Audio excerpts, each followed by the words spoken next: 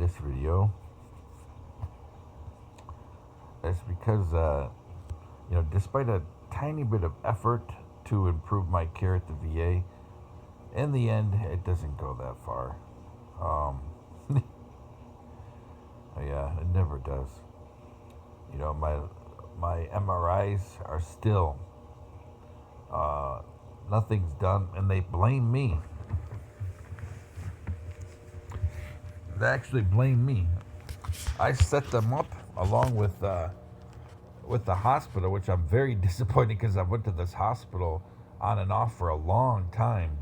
I mean, of course, it's different now, but still, um, I set them up. I gave them the tools to see what they would do with tools, and they used them, of course, to shame somebody.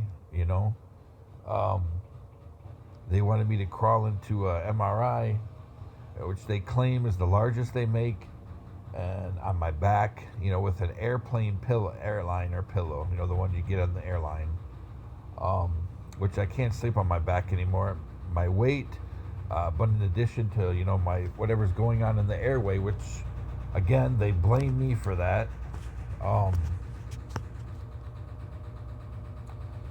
but so they put a bunch of stuff on your stomach, and then they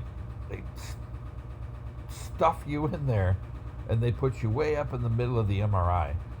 And now, if you have an airway issue and you're way in the middle of the MRI and you're stuffed in there, you can't roll over. It's impossible to roll over and to move if you have airway distress. And the only way they monitor you is a strap on your stomach. It's a device that measures the rise and fall of your stomach. If you're in distress, airway distress, your stomach's going to still be moving, albeit smaller movements, but it's going to still be moving. So, it's not really going to set off any warning flag. So it's going to take people about at least 2 to 3 minutes for them to get in there into that MRI. And that's after they prime it so that they can have the, whatever you call it, the tray or the bed, the hydraulics push it out. So, you're looking at upwards of 4 minutes to get you out of there. I mean, I'd say 3 to 4 minutes. And when they have airway issue, 3 to 4 minutes, that's like the earth stops. And so when they got me up in there, I was about a foot in there, and I'm like, no, this isn't gonna work. I'm stuffed in here. I can't roll over. The pillow you gave me is an airline pillow, which is, of course, small and thin because you're sitting up. This is not going to work. And they said, oh, so you want to cancel this? I'm like, yeah, this is not going to work. Oh, so you want to cancel this? Be clear. We're going to end this today because you're claustrophobic. I'm like, say whatever you want. So I gave them the tools. And, of course, they used it to shame the patient. It's not about claustrophobia. It's about the airway. I don't have any recourse if my airway, if something happens and it gets tight or it even collapses. Periodically, it will collapse, albeit, not all the time, but it does. Especially during an asthma attack. So, and last time I was in that place, the vents aren't clean, which is the biggest issue, and obviously somebody doesn't dust it like they should in there, because it's always in use. So, a deep cleaning. I worked housekeeping and janitor services when I was in school, so deep cleaning doesn't happen all that often. That means you clean the vents, you clean under the machine, you clean behind the machine, you clean where all the wires are. That's a deep clean. That being said, the thing that will set off my asthma attack is HVAC vents that are not cleaned, and that they go on high, like it gets ramped up, the airflow, it will set off an asthma attack. It's happened at the VA, happened at Morley, and last time I used the MRI, I almost had one, because dirty vents. and I was laying on my back. I don't lay on my back. But anyway, so I've been blamed. They said, well, the open MRIs are far and few. They're like, you can't have oxygen while you're in an MRI. I'm like, really? Then what would you do for somebody who's an ICU patient that's on oxygen? You just take them off there? And, I forgot the manual respirator, this thing that you squeeze if somebody is intubated or if somebody, has an airway issue and they have a tracheostomy. I forgot what it's called, but a manual respirator thing. So you can have somebody stand there while somebody's in the MRI and reach their hand in and, squeeze that thing. No, they put in either a mask or a nasal cannula and they plug into the oxygen sourcing in the wall. I would be amiss if there was any hospital that did not have those anymore. Every hospital has them. So, and we've been in that hospital before too. The fact is, nobody wanted to resolve the problem. They wanted to shame the patient. So, and some of the referral people, they're like, this is way out of my lane. I don't know. So they're like, maybe we should kick it back to the doctor and have him specify that something needs to be done. Even giving you a thicker pillow. But I mean, still, that's not really the resolution for the problem, because I don't sleep on my back anymore. So even if I had a thick pillow, it's not going to help, whatever's going on in here. And then we have to consider, my cervical spine issues, because I don't lay on my back anymore. I could get a migraine. I don't lay on my back at all. But anyway, then the liver thing, that's been, we talked about that November with primary care, and then finally February or March or April, I talked to gastroenterology in Ann Arbor, and they recommended a liver fiber scan, and then if needed, a biopsy. Nothing's happened. I've called them multiple times, left multiple voicemails. I've emailed them. Nothing's happened. So, and all the while, my VA claim is inching along, albeit almost 9 months. It's on a senior rater's desk, but they've already denied multiple things once already. So somebody's definitely weaponized the VA against me. I'm a PACT Act veteran too. Why are my criteria for getting, advanced medical care because of what happened over there? Why is my care different than other PACT Act veterans? Why am I not getting the medical care to really dive in and see, if it is some kind of autoimmune problem? How come I'm denied that? Instead, people are like, no, it looks like it's your liver. Yeah, because I eat tons of fatty pork chops and big, thick, fatty hamburgers and ribs and, fatty bacon and, big old turkey legs, that's the kind of stuff I eat. And then after that, I drink a couple of cases of beer. Stupid. Again, shaming the patient. Everybody knows that I've had an Asian diet for 20 years. Even more so, discovering that I'm part Asian. Then it becomes not only a preference, but it becomes a mandate. Oh, I need to learn more about, what my ancestors ate, that was healthy, and why I'm attracted to these flavors.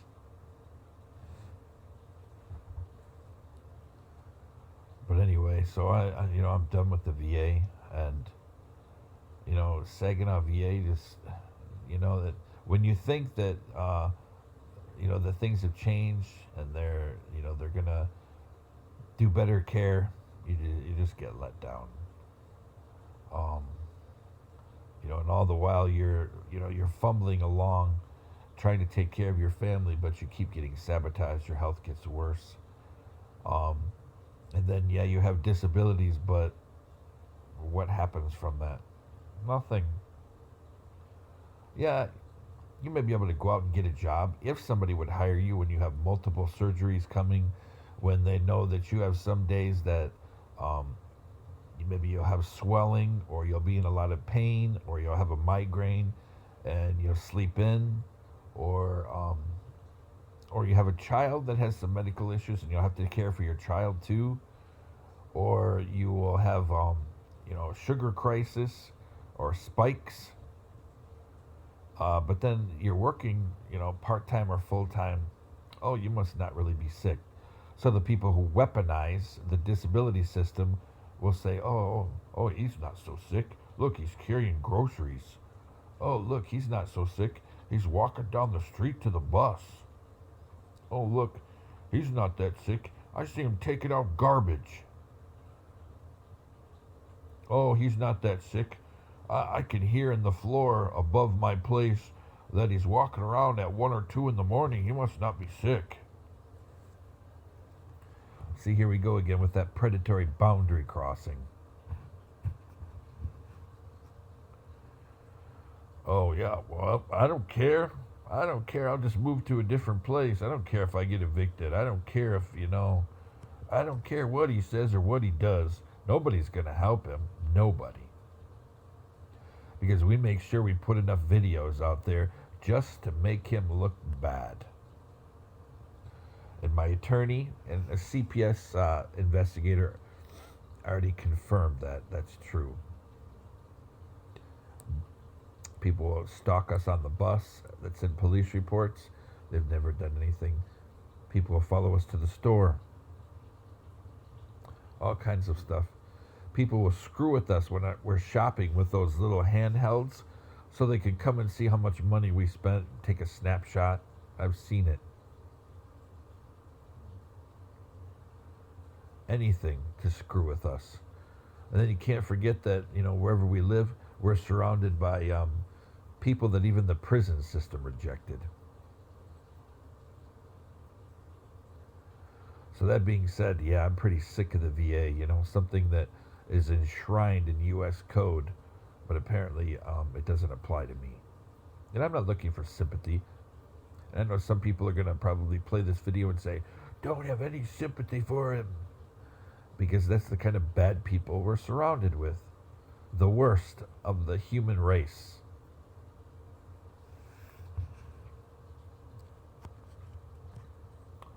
So I'm tired of the treatment with the VA. I'm tired. The thing that set it off is when I called yesterday, my sugar kept dropping and dropping and dropping, and I was just sitting on a bus. It kept dropping and dropping and dropping over the course of maybe 45 minutes. It dropped like 60 or 70 milligrams per deciliter.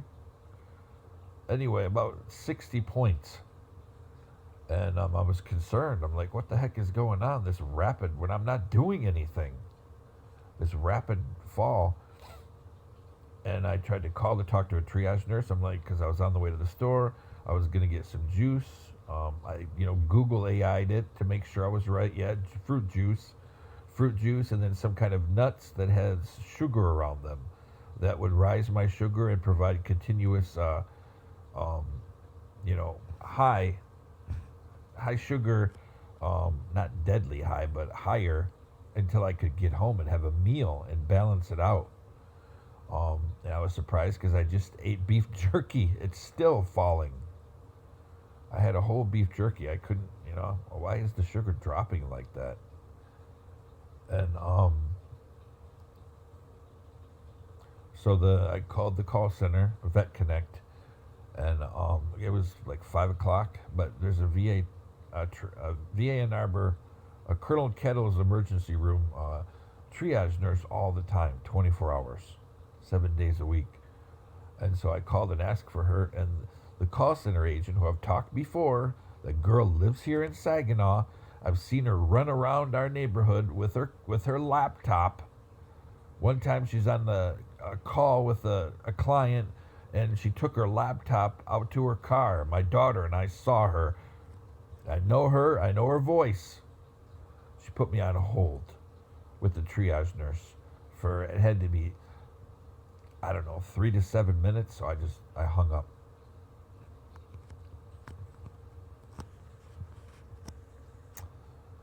And that's one of the final straws. And then I'm tired of the battle over the glucose monitor. I'm so sick of it. Over the continuous glucose monitor. Those are becoming standard, That's why they're over the counter. But they refuse to give me one. First it was, oh, you need to be diabetic. You're only pre-diabetic right now. Okay, I'm now diabetic. Oh no, you need to be on insulin. Yeah, it's recommended. If needed, I can go on insulin any day, but we're trying other stuff first. You don't qualify. I said, well, send me a note. I'll buy it myself. Again, testing. Oh, okay, yep. We'll we can send a prescription for it or whatever, and you get it yourself. Yeah. So, I'm sick of it. I'm tired of. And then the VA, the claim now is with the senior rater, and I don't have a good feeling. Usually, when I have a bad feeling in my stomach, that's the Holy Spirit having pity on me, a horrible sinner. That something not right is going to happen next. So it appears that things are reaching a plateau now.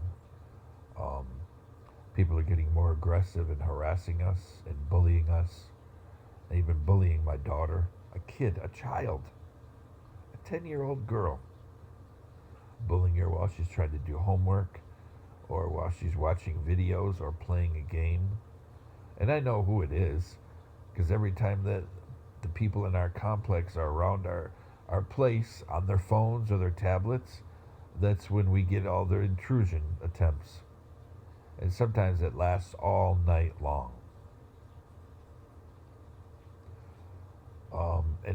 First of all, nobody should have to sit outside their home to go on the internet. Usually that means they're going on somebody else's internet. And since as I put in other videos, that some of the apartments at Country Way and the place we live now that are empty, they still have an SSID. So that tells you something's not right. People move in there. That's fraud. Oh yeah, we're using somebody else's internet. That's fraud. But yet they seem to have a hookup with Spectrum. Spectrum doesn't do anything. So that's a good company too. But things have went down the tube because, again, call centers, it makes me sick to my stomach to think that owning a business is now being weaponized. There's a lot of call centers that are screwing people over. And I've documented this. A lot. It's happening. And nobody does anything. And we know that at least of one group, I'm not going to keep talking about them because I don't want to cast negative light on the good people. Don't ask me why they would be involved with this group, but some good people that are, they just want to, to celebrate their cultural heritage and be Jewish, but don't ask me why they would join this group when you want to be Jewish, become Jewish. Or you're a Christian and you want to celebrate, Jewish culture and Jewish tradition, become a Chaldean or a Melkite Catholic. Because that's there. Or a Syriac, a member of the Syriac community within Catholicism, the Melancaras. It's there. But anyway, that being said, I know that some of these groups, and then there's some hacker groups that's one of the ways that they screw people over is through call centers and contact centers. That way they can hack them, even during a phone call. Hello, this is John Smith from blah blah blah blah blah agency. Thunk. You've just been hacked. But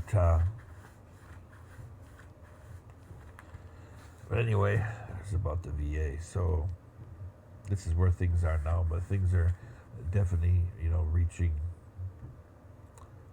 a point, um, a point of concern. In multiple areas, including our benefits. I just want to have my own business. That way I can operate a business as my health permits, but can't do it without income. And you can't do it without your health being improved and your child's health being improved to a certain point. Especially your health, your sugar. You can't do anything when your sugar is doing this all the time. Even if you modify your diet, but then again, you're poor. People who are poor, it's very hard for them. You see a lot of this um, in rural communities where there's poor, or urban communities, that are ethnic. You'll see people that are in poverty, and the vast majority of diabetes fatalities, and I'm not looking at race or ethnicities, it's poverty. And I've tried to say that in my videos again and again and again. I'm tired of people race baiting, and pointing fingers at people because they look different than them. It's not about race, people. It's not about your ethnicity. It's not about, oh, life started here. Oh, no, life started there. You know, we have more in common than we think. It's about economics. Plain and simple, economics. And I'm not a Marxist, not at all. I love capitalism. The fact of the matter is, though, our problem is economics. And if you're poor and you're diabetic, you don't have good outcomes. Statistically, your outcomes are very poor because you can't eat the diet you should. People say, oh, what are you talking about? It's cheap to have a vegetarian diet. No, it's not. Not when you think about the overall, the big picture costs. No, it's not. To get all of the food that you need, from staying away from meat or maybe even fish, to get everything that you need, you're going to have to include so many extra vegetables, so many extra nuts and seeds. That cost goes up. Because anybody who likes nuts, you look at the cost of a pint of nuts, it's about half to 3/4 the cost of 3 or 4 pounds of meat. And all you're getting is a pint. It is not cheaper to eat vegetarian. Not at all. And then you consider whatever craziness, conspiracy theory is going on with eggs, then you're walking into another problem. The days of, 12, a dozen of eggs, or a dozen and a half. There's a word for that, I forgot, but there's a word for a dozen and a half eggs. I saw it somewhere. But, my sleep apnea is worsening, so sometimes I forget words, or I'll choose the wrong word. Like, I made a video yesterday. Oh, I think I deleted it, though. But I confused principle with equity. When I was talking about veterans and the HUD-VASH program and those other Section 8 programs, when you rent from somebody for a long time, it's not the equity that's paid off, it's the principal. The equity would be what the landlord owns free and clear, that's given to the veteran when the house is given to them. But anyway, that given to them, or even given a land contract with a loan, stuff like that. But anyway, so yeah, it's supposed to be principal, not equity. But anyway, back to what I was talking about before, which I got off on a tangent about that. But anyway, so with these issues going on, it's getting more critical that that we have to take a defensive posture. Um, and now some of our benefits, because somebody actually put on paper, yeah, this guy's got a bunch of stuff. Probably not good for him to work. As of right now, probably permanently. But it didn't say I can't have a business. That's my point all along. People who are disabled, you know, they're enabled with business. Depending on your disability, if somebody has, some kind of mental illness, then, probably call center type work or customer service type work, it should be adapted to whatever their disability is. If somebody has, some kind of depression, um, maybe a call center where they're not interacting with people. It's a contact center where they're just typing.